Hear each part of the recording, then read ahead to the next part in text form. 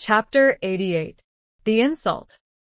At the banker's door Beecham stopped Morcerf. "Listen," said he. "Just now I told you it was of de Monte Cristo you must demand an explanation." "Yes, and we are going to his house." "Reflect, Morcerf, one moment before you go." "On what shall I reflect?" "On the importance of the step you are taking." "Is it more serious than going to Danglars?" "Yes, Danglars is a money lover, and those who love money, think too much of what they risk to be easily induced to fight a duel. The other is, on the contrary, to all appearance a true nobleman. But do you not fear to find him a bully?" "I only fear one thing, namely, to find a man who will not fight." "Do not be alarmed," said Beecham. "He will meet you. My only fear is that he will be too strong for you." "My friend," said Morcerf, with a sweet smile, "that is what I wish. The happiest thing that could occur to me would be to die in my father's stead. That would save us all." "Your mother would die of grief." "My poor mother," said Albert, passing his hand across his eyes. "I know she would, but better so than die of shame." "Are you quite decided, Albert?" "Yes, let us go." "But do you think we shall find the Count at home?" "He intended returning some hours after me, and doubtless he is now at home." They ordered the driver to take them to number 30 Champs-Élysées. Beecham wished to go in alone, but Albert observed that as this was an unusual circumstance he might be allowed to deviate from the usual etiquette of duels. The cause which the young man espoused was one so sacred that Beecham had only to comply with all his wishes.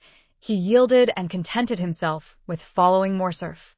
Albert sprang from the porter's lodge to the steps. He was received by Baptistin. The Count had, indeed, just arrived, but he was in his bath, and had forbidden that anyone should be admitted. "But after his bath?" asked Morcerf. "My master will go to dinner." "And after dinner?" "He will sleep an hour. Then he is going to the opera." "Are you sure of it?" asked Albert. "Quite, sir. My master has ordered his horses at 8 o'clock precisely." "Very good," replied Albert. "That is all I wish to know." Then, turning towards Beecham, "If you have anything to attend to, Beecham, do it directly. If you have any appointment for this evening, defer it till tomorrow. I depend on you to accompany me to the opera, and if you can, bring Chateaurenaud with you." Beecham availed himself of Albert's permission, and left him, promising to call for him at 8:15.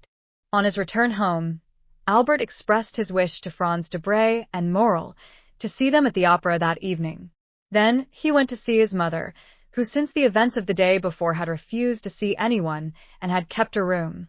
He found her in bed, overwhelmed with grief at this public humiliation. The sight of Albert produced the effect which might naturally be expected on Mercédès. She pressed her son's hand and sobbed aloud, but her tears relieved her. Albert stood one moment speechless by the side of his mother's bed. It was evident from his pale face and knit brows that his resolution to revenge himself was growing weaker. "My dear mother," said he, "do you know if de Morcerf has any enemy?" Mercédès started. She noticed that the young man did not say, "My father." "My son," she said, "persons in the Count's situation have many secret enemies. Those who are known are not the most dangerous." "I know it, and appeal to your penetration. You are of so superior a mind. Nothing escapes you." "Why do you say so?" "Because, for instance, you noticed on the evening of the ball we gave, that de Monte Cristo would eat nothing in our house." Mercédès raised herself on her feverish arm. De Monte Cristo," she exclaimed, "and how is he connected with the question you asked me?" "You know, mother, de Monte Cristo is almost an Oriental, and it is customary with the Orientals to secure full liberty for revenge by not eating or drinking in the houses of their enemies." "Do you say, de Monte Cristo is our enemy?" replied Mercédès, becoming paler than the sheet which covered her. "Who told you so?" "Why, you are mad, Albert. De Monte Cristo has only shown us kindness. De Monte Cristo saved your life. You yourself presented him to us." "Oh, I entreat you, my son, if you had entertained such an idea, dispel it, and my counsel to you, nay, my prayer, is to retain his friendship." "Mother," replied the young man, "you have special reasons for telling me to conciliate that man." "I," said Mercedes, blushing as rapidly as she had turned pale, and again becoming paler than ever. "Yes, doubtless. And is it not that he may never do us any harm?" Mercedes shuddered, and, fixing on her son a scrutinizing gaze, "You speak strangely," said she to Albert, "and you appear to have some singular prejudices. What has the Count done?" "3 days since you were with him in Normandy. Only 3 days since we looked on him as our best friend." An ironical smile passed over Albert's lips. Mercedes saw it, and with the double instinct of woman and mother guessed all, but as she was prudent and strong-minded she concealed both her sorrows and her fears. Albert was silent. An instant after, the Countess resumed, "You came to inquire after my health. I will candidly acknowledge that I am not well. You should install yourself here, and cheer my solitude. I do not wish to be left alone." "Mother," said the young man, "you know how gladly I would obey your wish, but an urgent and important affair obliges me to leave you for the whole evening." "Well," replied Mercedes, sighing, "go, Albert. I will not make you a slave to your filial piety." Albert pretended he did not hear, bowed to his mother, and quitted her. Scarcely had he shut her door, when Mercedes called a confidential servant, and ordered him to follow Albert wherever he should go that evening, and to come and tell her immediately what he observed. Then she rang for her lady's maid, and weak as she was, she dressed, in order to be ready for whatever might happen. The footman's mission was an easy one. Albert went to his room, and dressed with unusual care. At 10 minutes to 8 Beauchamp arrived. He had seen Chateaurenaud, who had promised to be in the orchestra before the curtain was raised. Both got into Albert's coupe, and, as the young man had no reason to conceal where he was going, he called aloud, "To the opera." In his impatience, he arrived before the beginning of the performance. Chateaurenaud was at his post.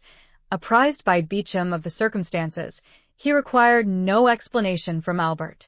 The conduct of the son in seeking to avenge his father was so natural that Chateaurenaud did not seek to dissuade him, and was content with renewing his assurances of devotion. Debray was not yet come, but Albert knew that he seldom lost a scene at the opera. Albert wandered about the theatre until the curtain was drawn up. He hoped to meet with M. de Monte Cristo either in the lobby or on the stairs. The bell summoned him to his seat, and he entered the orchestra with Chateaurenaud and Beauchamp. But his eyes scarcely quitted the box between the columns, which remained obstinately closed during the whole of the first act. At last, as Albert was looking at his watch for about the 100th time, at the beginning of the second act the door opened, and Monte Cristo entered, dressed in black, and, leaning over the front of the box, looked around the pit. Morrel followed him, and looked also for his sister and brother-in-law. He soon discovered them in another box, and kissed his hand to them. The Count, in his survey of the pit, encountered a pale face and threatening eyes, which evidently sought to gain his attention. He recognized Albert, but thought it better not to notice him, as he looked so angry and discomposed. Without communicating his thoughts to his companion, he sat down, drew out his opera-glass, and looked another way. Although apparently not noticing Albert, he did not, however, lose sight of him, and when the curtain fell at the end of the second act, he saw him leave the orchestra with his 2 friends. Then his head was seen passing at the back of the boxes, and the Count knew that the approaching storm was intended to fall on him.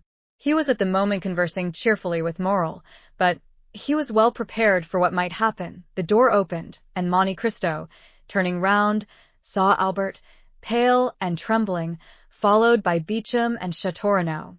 "Well," cried he, with that benevolent politeness which distinguished his salutation from the common civilities of the world, "my cavalier has attained his object. Good evening, M. de Morcerf." The countenance of this man, who possessed such extraordinary control over his feelings, expressed the most perfect cordiality. Morrel only then recollected the letter he had received from the Viscount, in which, without assigning any reason, he begged him to go to the opera, but he understood that something terrible was brooding. "We are not come here, sir, to exchange hypocritical expressions of politeness or false professions of friendship," said Albert, "but to demand an explanation." The young man's trembling voice was scarcely audible. "An explanation at the opera?" said the Count, with that calm tone and penetrating eye which characterized the man who knows his cause is good.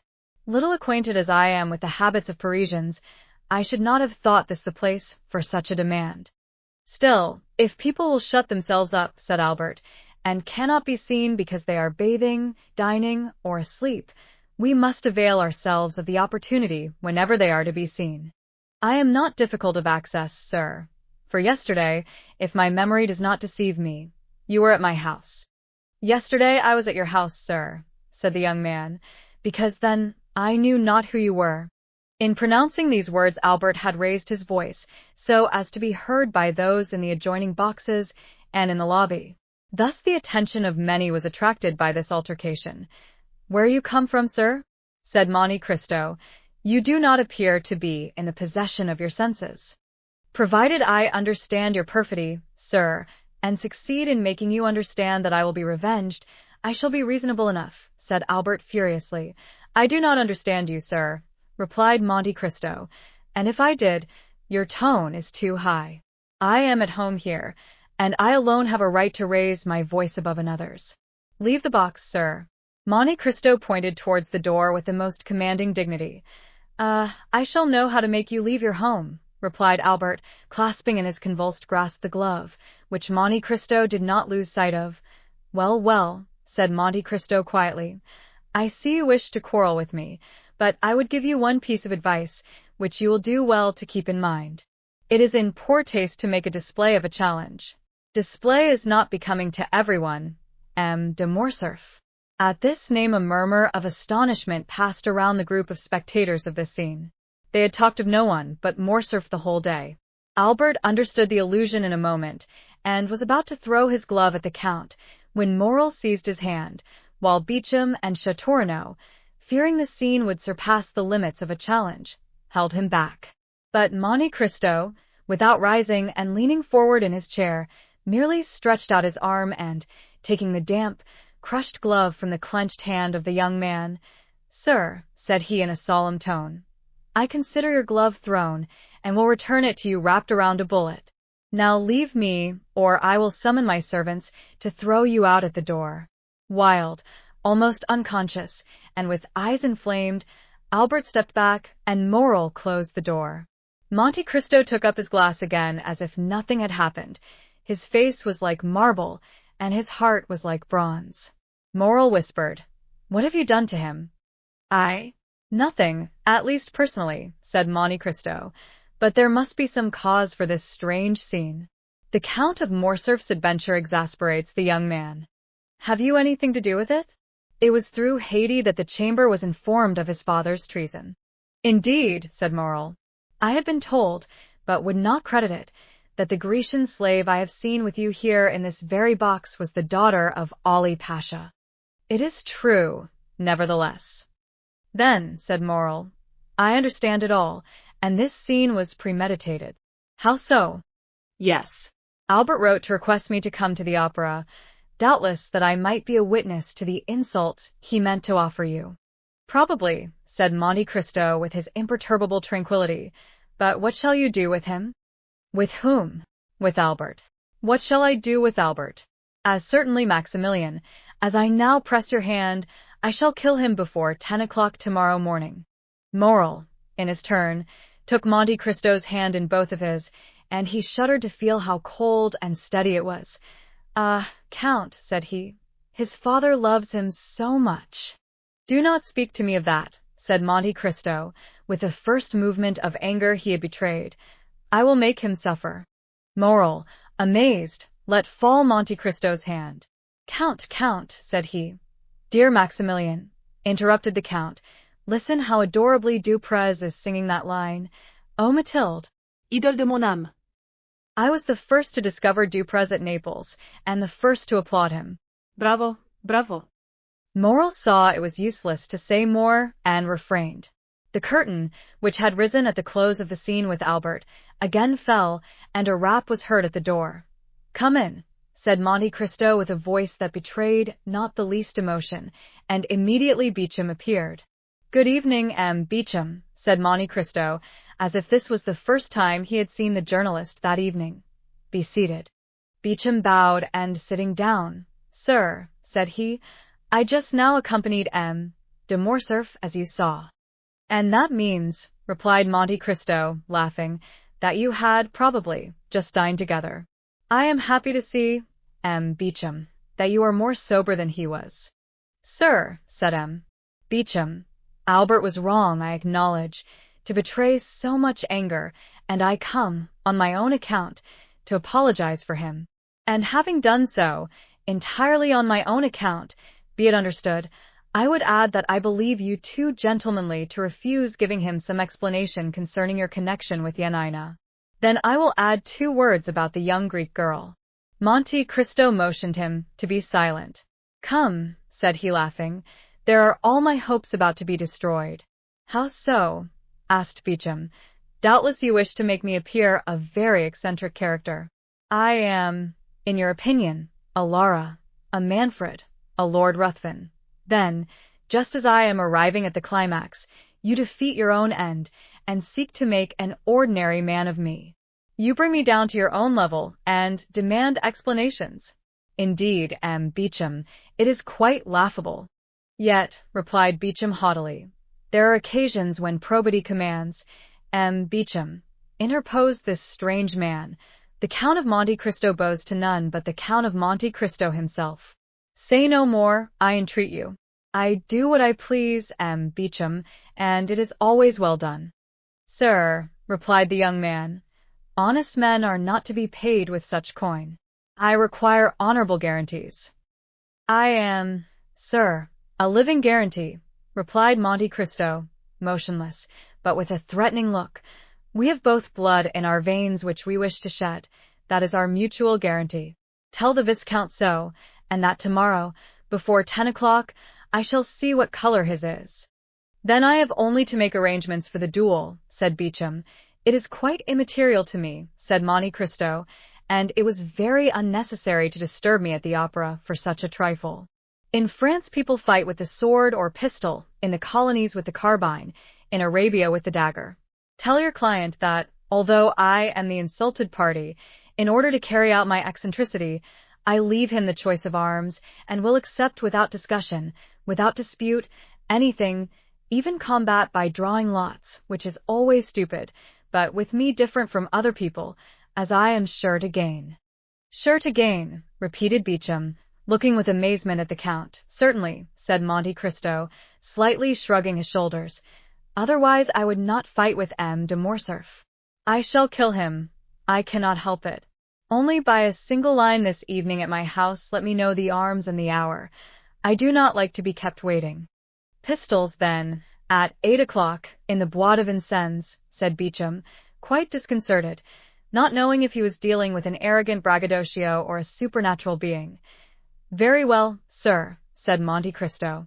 Now all that is settled, do let me see the performance, and tell your friend Albert not to come any more this evening. He will hurt himself with all his ill-chosen barbarisms. Let him go home and go to sleep. Beauchamp left the box, perfectly amazed. Now, said Monte Cristo, turning towards Morrel, I may depend upon you, may I not? Certainly, said Morrel. I am at your service, Count, still. What? It is desirable I should know the real cause. That is to say, you would rather not? No, the young man himself is acting blindfolded, and knows not the true cause, which is known only to God and to me, but I give you my word, Morrel, that God, who does know it, will be on our side. Enough, said Morrel. Who is your second witness? I know no one in Paris, Morrel, on whom I could confer that honor besides you and your brother Emmanuel. Do you think Emmanuel would oblige me? I will answer for him, Count. Well, that is all I require. Tomorrow morning, at 7 o'clock, you will be with me, will you not? We will. Hush, the curtain is rising.